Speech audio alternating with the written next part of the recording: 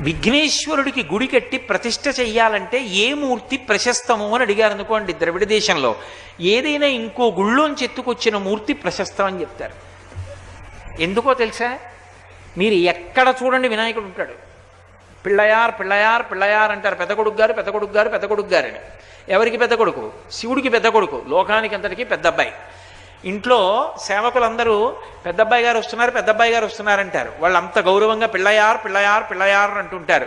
చెట్టు కింద పుట్ట కింద ఎక్కడ చూసినా వినాయకుడే. ఇప్పుడు అలా వినాయకుడిని గుళ్ళోంచి ఎత్తుకెళ్ళి ఇంకో గుళ్ళో పెడతారేమోనని ఎవరి గుళ్ళో విఘ్నేశ్వరుణ్ణి వాళ్ళు చాలా జాగ్రత్తగా కాపాడుకుంటుంటారు. మా వినాయకుడిని ఎవరన్నా ఎత్తుకుపోతాడేమోనని. అదే భక్తి. అలా దృష్టి పెట్టించడానికి ఆ సిద్ధాంతం వచ్చింది అక్కడ. కాబట్టి ఇప్పుడు ఆయన యందే మనసు పెట్టారనుకోండి, ఆయన ఏదైనా ఇస్తాడు. దీనికి అవయార్ కథలని ద్రవిడ దేశంలో చాలా ప్రఖ్యాతి. నిన్ననే ఎక్కడో చెప్తున్నాను నేను. చేరరాజు